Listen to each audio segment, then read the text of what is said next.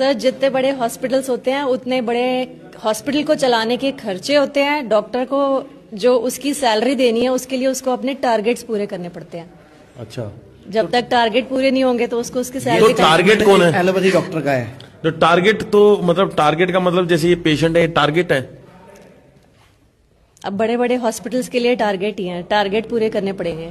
अभी मैंने एक खबर देखी थी कि सैकड़ों पेशेंट को बिना वजह स्टंट डाल दिया, तो वो भी टारगेट है।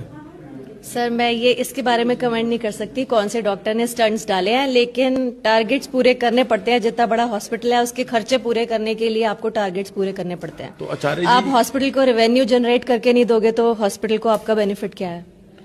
तो आचार्य जी बहुत बड़ी बात कही है मैडम ने हॉस्पिटल के लाभ के लिए कि अगर हॉस्पिटल को रिवेन्यू जनरेट करके नहीं दिया तो कैसे आप डॉक्टर हैं। मैडम कह रही मैंने खबर पढ़ी नहीं, मैं पढ़ा ये देता हूँ। देखो, और दैनिक भास्कर की खबर है ये देख लो खबर पढ़ी है भैया, मैंने, लेकिन ये देखो मैं खबर डॉक्टर पढ़ी का है। नाम नहीं लेना नहीं, नाम लेना ही नहीं हमने। ये देखो क्या लिखा मैं हुआ लूंगा है। नाम ना। नहीं, वो तो जेल में चला गया है। 800 ऑपरेशन 6 करोड़ की बिल योजना को भेजा। गुजरात में डॉक्टर ने 105 सेहतमंद लोगों को ऑपरेशन कर लगा दिए स्टेंट। मतलब क्या है कि या तो जो मार्केट में समाज में बड़ी गाड़ी खरीदनी है, लालच का कोई अंत नहीं है, लालच के चक्कर में भी ये हो रहा है। को कितना समय हो गया प्रैक्टिस करते हुए एलोपैथी की?